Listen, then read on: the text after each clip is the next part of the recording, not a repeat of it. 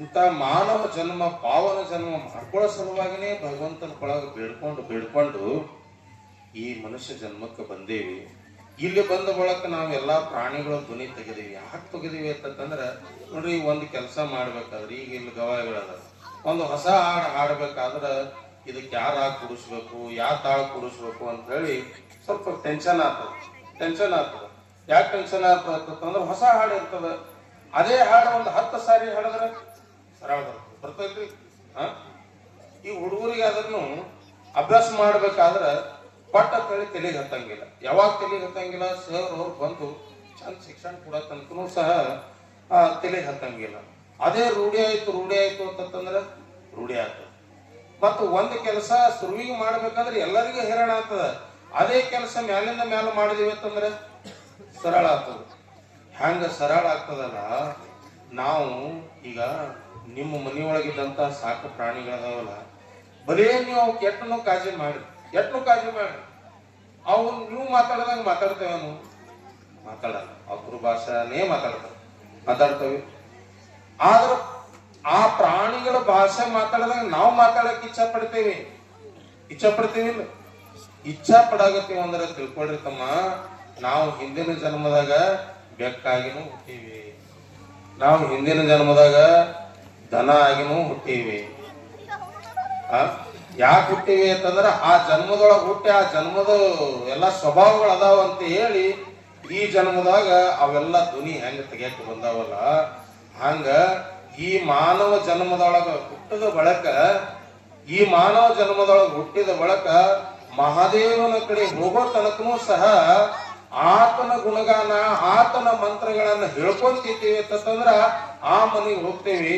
ಬಿಟ್ಟು ನಾವು ಮತ್ತ ಇದ ಮಾಯಾ ಪ್ರಪಂಚದೊಳಗ ಉಳಿದಿವಿ ಅಂತಂದ್ರ ಇದು ಪಾಮರ ಜನ್ಮ ಇದ್ದಿದ್ದು ಪಾಪಿ ಜನ್ಮವಾಗಿ ಇಲ್ಲೇ ಉಳಿತದ. ಈ ಪಾಮರ ಜನ್ಮ ಇದ್ದಿದ್ದು ಪಾವನ ಮೂರ್ತಿಯಾದಂತಹ ರಾಮಲಿಂಗೇಶನನ್ನ ಅರುತ ನಡೆದಿವಿ ಅಂತಂದ್ರ ಇದು ಪಾವನ ಜನ್ಮ ಆಗ್ತದ ಅನ್ನೋದನ್ನ ನಾವು ತಿಳ್ಕೊಳ್ಬೇಕು.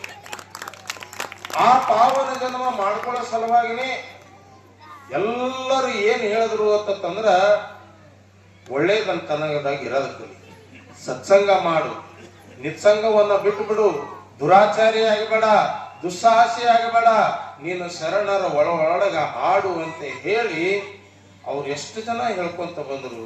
ಪುರಾಣ ರೂಪದೊಳಗೆ ಹೇಳ್ಕೊತ ಬಂದ್ರು, ಗಾಯನ ರೂಪದೊಳಗೆ ಹೇಳ್ಕೊತ ಬಂದ್ರು, ಭಜನಾ ಮೂಲಕ ಹೇಳ್ಕೊತ ಬಂದ್ರು, ತತ್ವ ಪದಗಳ ಮೂಲಕ ಹೇಳ್ಕೊಂಡು ಬಂದ್ರು. ಎಷ್ಟು ಹೇಳಿದ್ರೂ ಸಹ ಮನುಷ್ಯ ಮಾತ್ರ ಸ್ವಾಭಾವಿಕವಾಗಿ ಮತ್ತ ಎಲ್ಲಿಗೆ ಹೋಗ್ತಾನ ಅಂತಂದ್ರ ಹೀನ ಕೃತ್ಯಗಳ ಕಡೆನೇ ಮನಸ್ಸು ಮಾಡ್ತಾನೆ. ಅದನ್ನ ಮಾಡಬಾರದು ಅನ್ನಂತಹ ಉದ್ದೇಶ ಸಲುವಾಗಿ ವ್ಯಾಸ ಮಹರ್ಷಿ ಅಂತೇಳಿ ಆಗೋದ. ಆ ವ್ಯಾಸ ಮಹರ್ಷಿ ಈ ಮನುಷ್ಯ ಜನ್ಮಕ್ಕ ಬಂದಂತವರಿಗೆ ಚಲೋತ್ನಾಗ ಉಪದೇಶ ಮಾಡಬೇಕಂತ ಹೇಳಿ ಆತ ಕೆಲವು ಗ್ರಂಥಗಳ ಬರದ. ಎಷ್ಟು ಗ್ರಂಥಗಳ ಬರದ ಅಂತಂದ್ರ 18 ಪುರಾಣಗಳ ಬರದ. 18 ಪುರಾಣಗಳನ್ನ ಬರದ. ಮತ್ತೆ ಯಾರ ಕಡೆಯಿಂದ ಬರೆಸ್ತಾ 18 ಪುರಾಣ ಅಂತಂದ್ರ ಆಶ್ಚರ್ಯ ಆದತ್ತು. ಸಣ್ಣ ಮಕ್ಕಳು ಸುಮ್ಮನೆ ಇರುತ್ತ. ಆ 18 ಪುರಾಣ ಯಾರ ಕಡೆಯಿಂದ ಬರೆಸ್ತಾ ಅಂತಂದ್ರ ಸಾಕ್ಷಾತ್ ಪರಶಿವನ ಮಗನಾದಂತಹ ವಿಘ್ನೇಶನ ಕಡೆಯಿಂದ ಬರೆಸ್ತಾ. ಅವ ಹೇಳ್ಕೊಂತ ಹೋಗವ, ಗಣಪತಿ ಬರ್ಕೊಂತ ಬರವ, ಬರದ ಲಿಂಗ ಪುರಾಣ ಬರದ, ಶಿವಪುರಾಣ ಬರದ, ದೇವಿ ಪುರಾಣ ಬರದ, ವಿಷ್ಣು ಪುರಾಣ ಬರದ, ಪದ್ಮ ಪುರಾಣ ಬರದ, ಗರುಡ ಪುರಾಣ ಬರದ. ಹಿಂಗ ಬರ್ಕೋತ ಸುಮಾರು ದೊಡ್ಡ ಗ್ರಂಥಗಳ ತಯಾರಾದವು. 18 ಪುರಾಣ ಬರದ. 18 ಪುರಾಣ ಬರದಂತಹ ಗಣಪತಿ ಕೇಳ್ತಾನ, ಏ ವ್ಯಾಸ ಮಹರ್ಷಿ ಹುಚ್ಚಿಗಿಚ್ಚಿದ್ದೇನು ಅಂತಂದ. ಯಾಕ ಕೇಳ್ತಾನ. ನಾ ಹುಚ್ಚಿದ್ದಂದ್ರೆ ಇಟ್ಟು ಗ್ರಂಥ ಹೆಂಗ್ ಬರೆಸ್ತೀನಿ ಅಂತನವ. ಅಲ್ಲೋ ಮರಾಯ, ಮುಂದ ಕಲಿಯುಗ ಬರ್ತದ ಏನ್ರಿ? ಕಲಿಯುಗದೊಳಗ ಇಟ್ಟು ಫೋನ್ಗಳು ಬರ್ತಾವ. ಅಂಗೈದಾಗ ಜಗತ್ತು ನೋಡ್ತಿರ್ತಾವ. ಮತ್ತ ಅಂತ ಸಮಯದೊಳಗ ಆ ಕಲಿಯುಗದೊಳಗಿರುವಂತಹ ಮಕ್ಕಳು ಶಿಕ್ಷಕರು ಹೇಳಿದಂತಹ ಆ ಅಂಕಲ್ಪಿ ಪಾಠ ಓದಂಗಿಲ್ಲ. ಏನಂತಾರೆ ಉಜಾಣಿ ಅಂತಾರ, ಉಜಾಣಿನೇ ಓದಂಗಿಲ್ಲ. ಇನ್ನು ಈ ಗ್ರಂಥಗಳು ಯಾವ ಮಗ ಓದ್ಬೇಕು ಅನ್ರಿ? ಅವ ಬರೋಬರ ಅನ್ನಕತ್ತಾನ ಗಣಪತಿ ಮುಂದಿಂದೆಲ್ಲ ಗೊತ್ತಾಗಿ. ಅದೇ ಓದಂಗಿಲ್ಲ. ಈ ದೊಡ್ಡ ದೊಡ್ಡ ಗ್ರಂಥ ಓದೋರು ಯಾರು ಅಂತ ಹೇಳಿ ಕೇಳಿದಾಗ ವ್ಯಾಸನು ಯೋಚನೆ ಮಾಡದ, ಮತ್ತೆ ಇಟ್ಟು ದೊಡ್ಡ ಗ್ರಂಥ ಬರೆದಿನಲ್ಲ, ಈ ಗ್ರಂಥದೊಳಗಿನ ಸಂದೇಶ ಮತ್ತೆ ಎಲ್ಲಾ ಜನರಿಗೆ ಮುಟ್ಸೋದ ಹೆಂಗ? ಅವಾಗ ಗಣಪತಿ ಕೇಳ್ತಾನ, ಇಟ್ಟೆಲ್ಲ ವಚನಗಳು, ಇಟ್ಟೆಲ್ಲ ಶ್ಲೋಕಗಳು, ಇಟ್ಟೆಲ್ಲ ಪುರಾಣಗಳು ಹೇಳೋದ್ ಬೇಕಾಗಿಲ್ಲ. ಅನ್ನ ಸರಿಯಾಗಿ ಕುದ್ದೈತೋ ಇಲ್ಲೋ ಅಂತ ಹೇಳಿ ಪೂರಾ ಅನ್ನ ಮಿಂಚಿ ನೋಡಂಗಿಲ್ಲ. ಹೆಂಗ್ ನೋಡ್ತಾರ ಅಂತಂದ್ರ ಒಂದ್ ಯಾಡ ಅಗಳ ಚಂದ ಮೆಂದಾವೋ ಇಲ್ಲೋ ಕುದ್ದಾವೋ ಇಲ್ಲ ಅಂತ ಹೇಳಿ ನೋಡಿ ಪರೀಕ್ಷೆ ಹೆಂಗ್ ಮಾಡ್ತಾರಲ್ಲ, ಹಾಂಗ್ ಇಡೀ 18 ಪುರಾಣದೊಳಗ ಇದ್ದಂತಹ ವಿಚಾರಗಳು ಎಡ್ಡೆ ಮಾತಿನೊಳಗಳು ಎಲ್ಲರಿಗೂ ಗೊತ್ತಾಗ್ತದೆ ಅಂತ ಹೇಳ್ತಾರೆ. ಎಡ್ಡೆ ಮಾತನಾಗ ಹೇಳು. ಅವಾಗ ಯೋಚನೆ ಮಾಡ್ತಾನೆ ವ್ಯಾಸ ಮಹರ್ಷಿ. ಯೋಚನೆ ಮಾಡಿ ಅವಾಗ ಹೇಳ್ತಾನ, ಅಷ್ಟಾದಶ ಪುರಾಣೇಶು ವ್ಯಾಸಸ್ಯ ವಚನಂದ್ವಯಂ. ಎರಡೇ 2 ಮಾತುಗಳದಾವ. ಆ 18 ಪುರಾಣದೊಳಗೆ ವ್ಯಾಸನ 2 ಮಾತುಗಳು ಏನು ಅಂತಂದ್ರ ಪರೋಪಕಾರಾಯ ಪುಣ್ಯಾಯ ಪಾಪಾಯ ಪರಪೀಡನಂ ಅಂತ ಹೇಳಿ ಬರೀತಾನೆ. ಪರೋಪಕಾರ ಮಾಡುವಂತದ್ದೇ ಪುಣ್ಯ ಅದ, ಮತ್ತೊಬ್ಬರನ್ನ ಕಾಡಿಸುವಂತದ್ದೇ ಪಾಪದ ಅಂತ ಹೇಳಿ ಆ ವಚನವನ್ನ ಹೇಳಿ ಮುಗಿಸ್ತಾನ. ಇನ್ನು ಮನುಷ್ಯನಾಗಿ ಹುಟ್ಟಿ ಬಂದ ಬಳಕ ಎಲ್ಲ ಮಹಾತ್ಮರು ನಮ್ಗೆ ಏನ್ ಹೇಳ್ಕೊಟ್ಟದ ಅಂತಂದ್ರ, ಏ ತಮ್ಮ ನೀ ಪುಣ್ಯ ಮಾಡ ಹೇಳ್ತಾರ. ಪುಣ್ಯ ಮಾಡ. ಗುಡಿ ಒಳಗ ದಾನ ಮಾಡಿದ್ರ ಪುಣ್ಯ ಹತ್ತದ, ದಾನ ಮಾಡಿ. ಭಿಕ್ಷಕರಿಗೆ ಅನ್ನ ಹಾಕ್ಬೇಕಾದ್ರ ನಿಮಗ್ ಪುಣ್ಯ ಹತ್ತಲ್ರಿ ಅಂತ ಹೇಳಿ ಅವರು ಹೇಳ್ತಾರೆ. ಈ ಪುಣ್ಯ ಸಂಪಾದನೆ ಮಾಡ್ಕೊಳ್ಳೋದಕ್ಕಾಗಿನೇ ಈ ಮನುಷ್ಯ ಜನ್ಮಕ್ಕೆ ಬಂದಿತ್ತು. ಮತ್ತ ಮಾಡಿದ ಪುಣ್ಯ ಜೊತೆಗಿತ್ತು ಅಂತಂದ್ರ ಅದು ಎಲ್ಲಾ ಸಮಯದೊಳಗೂ ನಮಗ ಕಾಪಾಡ್ತದ. ರಾಮಲಿಂಗ ಶರಣರು ಗಳಿಸಿದ ಸಂಪತ್ತೇನು ಅಂತಂದ್ರ ಗಳೂರಿಗೆ ಊರೊಳಗ ಒಂದು 500 ಎಕರೆ ಹೊಲ ಮಾಡಿಲ್ಲ, ಮಾಡ್ಯಾರಿ. ಏನೋ ಒಂದು 10-20 ಕಿಲೋ ಬಂಗಾರ ಗಳಿಸಿಟ್ಟಾರೇನು? ಇಲ್ಲ. ಏನು ಗಳಿಸ್ಯಾರ ಅಂತಂದ್ರ ಅವ್ರು ಪುಣ್ಯ ಗಳಿಸ್ಯಾರ. ಆ ಪುಣ್ಯದ ದಾರಿ ಯಾವುದು ಅಂತಂದ್ರೆ, ಪುಣ್ಯದ ದಾರಿ ಯಾವುದು ಅಂತಂದ್ರ ಸತ್ಸಂಗವನ್ನ ಮಾಡಿದ್ರು, ಶಿವಾನುಭವನ್ನ ಮಾಡಿದ್ರು. ಇವತ್ತು ಆ ಪುಣ್ಯನ್ನ ನಾವು ಗಳಿಸ್ಕೊಳ್ಬೇಕಾದ್ರ ನಾವ್ ಏನ್ ಮಾಡ್ಬೇಕು ಅಂತಂದ್ರ, ಆ ರಾಮಲಿಂಗೇಶನ ನೆನಕೊಂತ ಹೋದೇವು ಅಂತಂದಾಗ ಪುರಂದರದಾಸರು ಹೇಳ್ತಾರೆ ನೋಡು, ಹೇ ವಿಠಲ, ಹೇ ಕೃಷ್ಣ, ನೀನ್ ಯಾಕೋ, ನಿನ್ನ ಹಂಗ್ಯಾಕೋ, ನಿನ್ನ ನಾಮದ ಬಲ ಹೊಂದಿದ್ದರೆ ಸಾಕು ಅಂತ ಹೇಳಿ ಹೆಂಗ್ ಅಂತಾರಲ್ಲ. ಗಳರ್ಗಿ ಊರನ್ನ ಸದ್ಭಕ್ತರು ಪುಣ್ಯ ಗಳಿಸೊಳ್ಬೇಕಾದ್ರೆ ನೀವು ಏನ್ ಮಾಡ್ಬೇಕು ಅಂತಂದ್ರ, ಅಪ್ಪ ರಾಮಲಿಂಗನ ಹೆಸರ ನಾಲಿಗೆ ಮೇಲೆ ತುಕ್ಕೊಂತ ಹೋದ್ರಿ ಅಂತಂದ್ರ ಆ ಪುಣ್ಯ ಆಟೋಮೆಟಿಕ್ ನಿಮಗೆ ಮುಗಿರ್ತದೆ. ಪುಣ್ಯ ನಿಮ್ಗೆ ಆಟೋಮೆಟಿಕ್ ಬರ್ತದ.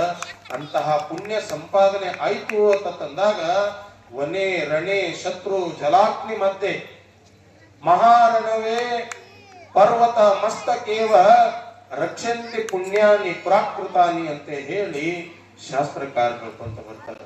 ಪುಣ್ಯ ಗಟ್ಟಿತ್ತು ಅಂತಂದ್ರ ಎಂತಹ ದೊಡ್ಡ ಅಡವಿ ಒಳಗ ಸಿಕ್ಕೊಂಡು ಬೆಳಲೆಕ್ಕ. ಅಲ್ಲಿ ನಾನಾ ರೀತಿಯಾದಂತಹ ಕಾಡು ಮೃಗಗಳದಾವ, ಅಲ್ಲಿ ಹುಲಿ ಅದಾವ, ಸಿಂಹ ಅದಾವ, ಚಿರತೆ ಅದಾವ, ಭಯಾನಕವಾದಂತಹ ಪ್ರಾಣಿಗಳದಾವ.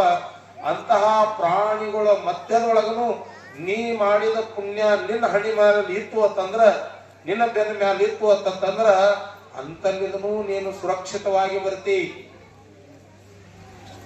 ಶತ್ರು ಜಲಾಗ್ನಿ ಮತ್ತೆ ಅಂತಹ ಅಡವಿ ಒಳಗ ದೊಡ್ಡದಾಗಿ ಕಾಡು ಬೆಂಕಿ ಹತ್ತು ಬಿಟ್ಟಿತ್ತು, ಮನೆಯೊಳಗಿದ್ದಾಗ ಬೆಂಕಿ ಹತ್ತು ಬಿಟ್ಟಿತ್ತು. ಅಂತಹ ಸಮಯದೊಳಗನು ನೀನು ಉಳಿದು ಬರಬೇಕು ಅಂತಂದ್ರ ಅಲ್ಲಿ ಪುಣ್ಯ ಮಾಡಿದ್ರೆ ಅಂತಂದ್ರ ಆ ಹಿಂದ ಮಾಡಿದ ಪುಣ್ಯ ಅನ್ನೋಂಥದ್ದು ಇದ್ದಿದ್ದೇ ಖರೆ ಆದ್ರ ಅದ್ರೊಳಗಿಂದು ಸುರಕ್ಷಿತವಾಗಿ ಬರ್ತಿ. ನೋಡ್ರಿ, ಎಲ್ಲಾದ್ರೂ ಒಂದು ಏನಾದ್ರೂ ಅವಘಡ ಆಯ್ತು, ಅಪಘಾತ ಆಯ್ತು, ರಸ್ತೆ ದುರಂತ ಆಯ್ತು ಅಂತಂದ್ರ ಬಸ್ನೊಳಗ ಕುಂತಂತವ್ರು ಎಲ್ಲರೂ ಸತ್ತಾರ, ಆದ್ರ ಒಬ್ಬನೇ ಉಳಿದಾನ, ಒಂದೇ ಒಂದು ಕೂಸು ಉಳಿದ ಅಂತಂದಾಗ ಅಲ್ಲಿ ಏನ್ ಹೇಳ್ತಾರ, ತಮ್ಮ ನಿಮ್ ಹಿರಿಯರ ಮಾಡಿದ ಪುಣ್ಯ ಗಟ್ಟಿತ್ತಂತ ಹೇಳಿ ನಿನಗೇನು ಆಗಿಲ್ಲ, ನಿಮ್ ಹಿರಿಯರ ಮಾಡಿದ ಪುಣ್ಯ ಗಟ್ಟಿತ್ತಂತ ಹೇಳಿ ನಿನಗೆ ಏನೂ ಆಗಿಲ್ಲ ಅಂತ ಹೇಳಿ ಅನ್ಕೊಂತ ಬರ್ತಾರ.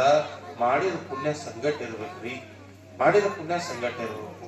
ಈ ಪುಣ್ಯ ಮಾಡ್ಬೇಕಂದ್ರೆ ಏನ್ ಮಾಡಬೇಕ್ರಿ? ಬಾಳ ಜನ ಕೇಳ್ತಾರೆ. ಗಳೂರು ಹುಡುಗರು ಸಮಾಧಾನ ಮಾಡಿದ್ದೆ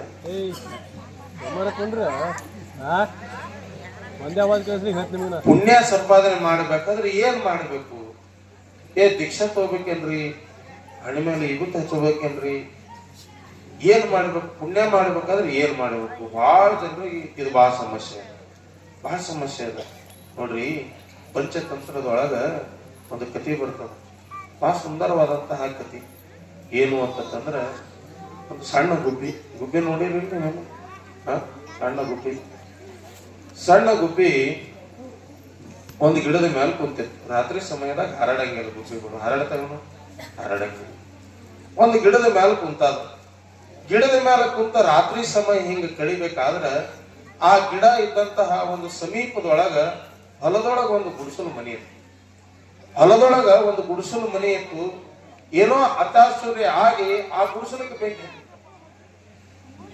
ಬೆಂಕಿ ಹತ್ತದ. ಆ ಮನೆಯೊಳಗ ನೋಡ್ತೀರ ಎಲ್ಲಾ ಮುದುಕಿಯರದಾರ, ಹಿರಿಯರದಾರ, ಸಣ್ಣ ನವಜಾತ ಶಿಶುಗಳದಾವ, ಮಕ್ಕಳದಾವ. ರೈತನ ಮಿತ್ರನಾದಂತಹ ಎತ್ತುಗಳದಾವ, ದನಗಳದಾವ, ಕರ ಅದಾವ. ಹಿಂಗ ಒಮ್ಮಕ್ಲೆ ಗುಡಿಸಲಕ್ಕೆ ಬೆಂಕಿ ಹತ್ತಿ ಬಿಟ್ಟದ. ಅದನ್ನ ನೋಡಿದಂತಹ ಶಿವಾರದವರೆಲ್ಲ ಕಪ್ಪ ಬೆಂಕಿ ಹತ್ತದ ಅಂತ ಹೇಳಿ ಅಲ್ಲಿದ್ದಂತಹ ಜನ ಆ ಬೆಂಕಿ ಆರಿಸ್ಬೇಕಂತ ಹೇಳಿ ಎಷ್ಟೋ ಮಂದಿ ಆ ಹತ್ತಿದ ಗುಡಿಸಲ ಬೆಂಕಿ ಆರಿಸ್ಬೇಕಂತ ಹೇಳಿ ಮಣ್ಣು ಉಗ್ಗಾಗತ್ತಾರ. ಇನ್ನೂ ಕೆಲವು ಜನ ನೀರ್ ತಂದು ನೀರಿಲೆ ಆರಿಸ್ಬೇಕಂತ ಹೇಳಿ ಪ್ರಯತ್ನ ಮಾಡಾಗತ್ತಾರ. ಹಿಂಗ ನೀರಿನೂ ಆರಲಾಗ್ಯದ. ಹಿಂಗ ಮಾಡ್ಬೇಕಾದ್ರ ಇನ್ನು ಕೆಲವು ಜನ ಉತ್ಸಾಹ ಯುವಕರು ಏನದಾರ, ಆ ಯುವಕರು ತಮ್ಮ ಪ್ರಾಣದ ಹಂಗನ್ನ ತೊರೆದು ಆ ಗುಡಿಸಲು ಒಳಗ ಬೆಂಕಿ ಹತ್ತಿದ ಗುಡಿಸಲು ಮನೆಯೊಳಗ ಪ್ರವೇಶ ಮಾಡಿ ಆ ಮನೆಯೊಳಗಿದ್ದಂತ ಸಣ್ಣ ಮಕ್ಕಳನ್ನ ಉಳಿಸುವಂತಹ ಕಾರ್ಯ ಮಾಡಾಗತ್ತಾರ. ಆ ಮನೆಯೊಳಗಿದ್ದಂತಹ ದನಕರಗಳನ್ನ ಸುರಕ್ಷಿತವಾಗಿ ಒಯ್ಯುವಂತಹ ಕೆಲಸ ಮಾಡಾಗತ್ತಾರ. ಹಿಂಗ ತಮ್ಮ ಪ್ರಾಣದ ಹಂಗ ತೊರೆದು ಯುವಕರು ಇದ್ದಂತವ್ರು ಆ ಮನೆಯೊಳಗೆ ಹೋಗಿ ರಕ್ಷಣೆ ಕಾರ್ಯ ಮಾಡಾಗತ್ತಾರ. ಇನ್ನು ಕೆಲವು ಜನ ಅವ್ರು ಏನ್ ಮಾಡಾಗತ್ತಾರ ಅಂತಂದ್ರ, ಈ ಅಗ್ನಿಶಾಮಕ ದಳದವ್ರಿಗೆ ಫೋನ್ ಮಾಡಿ ಆ ಅಗ್ನಿಶಾಮಕ ದಳದ ಗಾಡಿ ತರ್ಸ ಪ್ರಯತ್ನ ಮಾಡಾಗತ್ತಾರ. ಹಿಂಗೆಲ್ಲ ತಯಾರು ಮಾಡಬೇಕಾದ್ರ ಇನ್ನೂ ಇಷ್ಟು ಕೆಲವು ಜನ ಇತ್ತು. ಆ ಹುಡುಗರ ಕೈಯ ಮೊಬೈಲ್ ತಗೊಂಡು ವಿಡಿಯೋ ಮಾಡಾಗತ್ತ ಮಾಡ್ತಾರ. ವಿಡಿಯೋ ಮಾಡಾಗತ್ತಾವ. ಏನಂತೇಳಿ ಮಾಡತ್ತ ನೋಡಿ ಫ್ರೆಂಡ್ಸ್, ನಮ್ಮ ಊರೊಳಗೆ ಗುಡಿಸಲಿಗೆ ಬೆಂಕಿ ಇರ್ತದೆ, ಯಾವ ರೀತಿ ದಗದಾಗ ಇಂಥದ್ರೊಳಗೆ ಹಿಂಗ ವಿಡಿಯೋ ಮಾಡಾಗತ್ತಾರ, ಮಟ್ಟಾಗತ್ತಾರ. ಇದೆಲ್ಲ ಯಾವ ನೋಡಾಗತ್ತಿತ್ತು ಅಂತಂದ್ರ ಆ ಗಿಡದೊಳಗೆ ಕುರ್ತಿದ್ ಗುಬ್ಬಿ ನೋಡ್ರಿ ನೀವು. ನಿಮ್ಮಂಗೆ ಇರ್ತಾವ. ಆ ಗುಬ್ಬಿ ನೋಡಾಗತ್ತಿತ್ತು. ಆ ಗುಬ್ಬಿ ಯೋಚನೆ ಮಾಡ್ತು, ಇಷ್ಟು ಜನ ಎಲ್ಲ ಕೂಡ್ಕೊಂಡು ಅಲ್ಲಿ ಬೆಂಕಿ ಆರ್ಸ ಪ್ರಯತ್ನ ಮಾಡಾಗತ್ತಾರ. ಮತ್ತ ದೇವ್ರ ನನಗರ ಏನ್ ಕಮ್ಮಿ ಕೊಟ್ಟನ, ನನಗೂ ಯಾಟ ರೆಕ್ಕಿ ಕೊಟ್ಟಾನ, ನನ್ನ ಬಾಯಿಯೊಳಗನು ನೀರು ಹಿಡಿಯುವಂತಹ ಶಕ್ತಿ ಕೊಟ್ಟನ, ನಾಯಕಿಲು ಕುಂದ್ರಬೇಕಂತ ಹೇಳಿ ಆ ಗುಬ್ಬಿ ಯೋಚನೆ ಮಾಡ್ತದ. ಗುಬ್ಬಿ ಅದ ಎಷ್ಟು 2 ಇಂಚ್ ಗುಬ್ಬಿ ಅದ. ಅಷ್ಟೇ ಇರ್ತಾವಲ್ಲ ಗುಬ್ಬಿ, 2 ಇಂಚಿನ ಗುಬ್ಬಿ ಅದಾವ. ಆ ಗುಬ್ಬಿಗೆ ಮುಂದ ಚುಂಚು ಮೂಗದ. ಅದು ಎಟ್ಟದ ಅಂತಂದ್ರ 1/2 ಇಂಚ್ ಮೂಗ್ ಇಟ್ಕೊಂಡಂತಹ ಗುಬ್ಬಿ ತನ್ನ ಬಾಯಿಯೊಳಗ ನೀರ್ ಹಿಡ್ಕೊಂಡು ಆ ಬೆಂಕಿ ಹತ್ತಿದ ಗುಡಿಸಲ ಹಾರ್ಸಕ್ ಹೋಗ್ಬೇಕಂತದ. ಮೊದಲೇ ಜ್ವಾಲ ಹತ್ತಿ ಬಿಟ್ಟದ ಅದು ಬೆಂಕಿ. ಆ ಬೆಂಕಿ ಜಳಕ್ಕೂ ಸನಿ ಹೋಗಕ್ ಆಗಲ್ಲ. ಆ ಜಳ ಬಡದು ಗುಬ್ಬಿದು ರೆಕ್ಕಿ ಏನದಾವ ಅವು ಗರಂ ಆಲಗತ್ತವ. ಹಿಂಗ ಯಾವಾಗ ಗರಂ ಆದು ಇನ್ನೇನು ಆ ರೆಕ್ಕಿಗೂ ಬೆಂಕಿ ಹತ್ತುತ್ತ ಅನ್ನೋದ್ರಾಗ ಆ ಗುಬ್ಬಿ ಬಂದು ಮತ್ತೆ ಎಲ್ಲಿ ವಿಶ್ರಾಂತಿ ತೊಳಗತ್ತಿತ್ತು ಅಂತಂದ್ರೆ ಗಿಡದ ಮೇಲೆ ತೊಳಗತ್ತು. ಹಿಂಗೆಲ್ಲಾ ಆರ್ಸೋತಿತ್ತು, ಮತ್ತೊಂದ್ ಸ್ವಲ್ಪ ಸುಧಾರಿಸೋತಿತ್ತು, ಮತ್ತ ಹಾರ್ತಿತ್ತು, ಮತ್ತೆ ಎಲ್ಲಿವೋ ನೀರ್ ತರ್ತಿತ್ತು, ಮತ್ತ ಆರ್ಸ ಪ್ರಯತ್ನ ಮಾಡ್ತಿತ್ತು. ಮತ್ತ ಮೈ ಎಲ್ಲ ಜಳ ಆಗೋದು, ಮೈ ಎಲ್ಲ ಕುದಿಯೋದು, ಮತ್ತೆ ಎಲ್ಲಿ ನನಗ್ ಬೆಂಕಿ ಹತ್ತುತ್ತ ಅಂತ ಹೇಳಿ ಮತ್ತ ಆ ಗಿಡದಾಗ ಬಂದು ಕುಂದ್ರದು. ಹಿಂಗ್ ಬಂದು ಕುಂದ್ರಬೇಕಾದ್ರ ಆ ಗಿಡ ಆ ಗುಬ್ಬಿಗೊಂದು ಸಣ್ತನ ಹೇಳ್ತದ. ಏನಂತ ಹೇಳ್ತದ ಅಂತಂದ್ರ, ಹುಚ್ಚ ಗುಬ್ಬಿ, ನೀನ್ ತೆಲಿಗಿನ ಐತ ಇಲ್ಲ ಯಾಕ ಅಂತ ಕೇಳ್ತದ. ಅಲ್ಲೂ ಅಷ್ಟು ಜನ ನೀರ್ ತಂದು ಆರ್ಸಾಗತ್ತಾರ, ಅಷ್ಟು ಜನ ಮಣ್ಣು ಹೋಗಿ ಆರ್ಸಾಗತ್ತಾರ. ಅಂತವ್ರಿಗೆ ಮನೆಯೊಳಗೈತಿ. ಅದು ನೀ ಎಟ್ಟಿಸಿ ಇರದೇ 2 ಇಂಚ್ ಇದ್ದಿ, ಅದ್ರೊಳಗ ಒಂದ್ 1/2 ಇಂಚ್ ನಿನ್ನ ಮೂಗದ. ಹಿಡಿಯೋ ನೀರು ಎಟ್ಟು ಹಿಡಿತಾವ 1 4 ಹನಿ. ಅಲ್ಲಿ ದೊಡ್ಡದ ಅಗ್ನಿಶಾಮಕ ದಳದ ನೀರ್ ತಂದು ಹೊಡೆದ್ರ ಆರಾಗದ, ನಿನ್ನ ಚೊಚ್ಚ ಕಿಟ್ಟು ಒಂದ್ 4-5 ಹನಿಗದ ಎಂದ್ರೆ ಆರ್ತದ. ಸುಮ್ಮ ಅದ್ರ ಸನಿ ಹೋದೆ ಅಂತಂದ್ರೆ ಜಳ ಬಡದು ಪುರ್ ಅಂತೇಳಿ ಸತ್ತಿ ಸುಮ್ಮ ಕುಂದ್ರಾಕ ಬರಂಗಿಲ್ಲ ಏನು ನನ್ನ ಗಿಡದಾಗ ಅಂತ ಹೇಳಿ ಆ ಗಿಡ ಗುಬ್ಬಿಗೆ ಉಪದೇಶ ಹೇಳ್ಬೇಕಾದ್ರ ಆ ಸಣ್ಣ ಗುಬ್ಬಿ ಆ ಗಿಡಕ್ಕೆ ಒಂದ್ ಮಾತು ಹೇಳ್ತದ, ಗಿಡ ನೀ ಹೇಳೋ ಮಾತು ಬಹಳ ಸತ್ಯ ಅದ. ನನ್ನ ಬಾಯಿ ಒಳಗಿನ ನೀರಿನಿಂದ ಆ ಬೆಂಕಿ ಆರ್ತದ ಅನ್ನಂತ ದುರಾಭಿಮಾನ ನನಗಿಲ್ಲ. ನನ್ನ ಬಾಯಿ ಒಳಗಿನ ನೀರಿನಿಂದ ನಾ ಆರಿಸ್ತೀನಿ ಅಂತ ಹೇಳಿ ನನಗ ದುರಾಭಿಮಾನ ಇಲ್ಲ. ಆದ್ರ ಈಗೇನ್ ಆ ಗುಡಿಸಲಕ್ಕೆ ಬೆಂಕಿ ಎತ್ತದಲ್ಲ, ಬಾಳೆ ಬಾಳ ಅಂದ್ರೆ ಇನ್ನು 2-3 ತಾಸ್ನಾಗ ಹೆಂಗರಿ ಆಗಿ ಆರ್ತದ. ಅದ ಆರದೆ ಬೆಂಕಿ, ಅದ ಆರದು. ಇದು ಆರದ ಬಳಕ 2 ಲಿಸ್ಟ್ ತಯಾರಾತವ. ಎಲ್ರಿ 2 ಲಿಸ್ಟ್ ತಯಾರಾತವ. ಆ 2 ಲಿಸ್ಟ್ ಯಾರ ಕೈಯಾಗಿರ್ತಾವ ಅಂತಂದ್ರ ಯಮಧರ್ಮದ ಕೈ ಒಳಗಿರ್ತಾವ. ಆ ಲಿಸ್ಟ್ ನೊಳಗ ಏನಂತೇಳಿ ಬರೆದಿರ್ತಾರ ಅಂತಂದ್ರ ಬೆಂಕಿ ಹಚ್ಚದವ್ರದೊಂದು ಲಿಸ್ಟ್ ತಯಾರಾಗಿರ್ತದ, ಬೆಂಕಿ ಆರಿಸದವ್ರದೊಂದು ಲಿಸ್ಟ್ ತಯಾರಾಗಿರ್ತದ. ಯಾವ ಬೆಂಕಿ ಹಚ್ಚನ ಅವ ನರಕಕ್ಕೆ ಕಳಸ ಪ್ಲಾನ್ ಮಾಡ್ತಾನ, ಯಾವ ಆರ್ಸ ಪ್ರಯತ್ನ ಮಾಡ್ತಾನ ಅವನಿಗೆ ಸ್ವರ್ಗಕ್ಕೆ ಕಳಸ ಪ್ಲಾನ್ ಮಾಡಕತ್ತಾನ. ಆ ಲಿಸ್ಟ್ ನೊಳಗ ನಂದು ಹೆಸರು ಬರಬೇಕು. ಆ ಹೆಸರು ಎಲ್ಲಿ ಕುಂದರ್ಬೇಕು ಅಂತಂದ್ರ ಬೆಂಕಿ ಆರಿಸಿದವ್ರ ಲಿಸ್ಟ್ ನೊಳಗ ನನ್ನ ಹೆಸರು ಬರ್ಬೇಕಂತ ಹೇಳಿ ನಾ ಈ ಪುಣ್ಯದ ಕೆಲಸ ಮಾಡಕತ್ತೀನಿ ಅಂತ ಹೇಳಿ ಆ ಗುಬ್ಬಿ ಗಿಡಕ್ಕೆ ಹೇಳ್ತಾನೆ. ಎಷ್ಟು ಬೇಕ್ರಿ ಸೇವಾ ಮಾಡಬೇಕು, ಪುಣ್ಯ ಪಡ್ಕೊಳ್ಬೇಕಾದ್ರೆ ಎಷ್ಟು ಬೇಕು? ಸಾಕಲ್ಲ. ಇಷ್ಟು ಪುಣ್ಯ ಮಾಡಿದ್ರ ಆ ಭಗವಂತನಂತಹ ಒಲದೇ ಒಲಿತನಂತಹ ಮಾತು ತಾವೆಲ್ಲ ತಿಳ್ಕೊಳ್ರಿ ಅನ್ನುವಂಥದ್ದನ್ನು ಹೇಳಿ ಇವತ್ತು 1ನೇ ದಿವಸ ಪ್ರವಚನ ಸ್ವಲ್ಪ ಪ್ರಾರಂಭ ಆಗದ, ತಡ ಆಗಿ ಪ್ರಾರಂಭ ಆಗ್ಯದ. ಆದ್ರೆ ನಾಳೆಯಿಂದ ಹಿಂಗಾಗಂಗಿಲ್ಲ. ನಾಳೆಗೆ ನೀವು ಬರ್ರಿ ಅಥವಾ ಬರ್ದೇ ಇರ್ರಿ, ನಾಳೆಗೆ ಮಾತ್ರ ಇದು ಪುರಾಣ ಕರೆಕ್ಟ್ 8ಕ್ಕೆ ಚಾಲು ಆಗಿ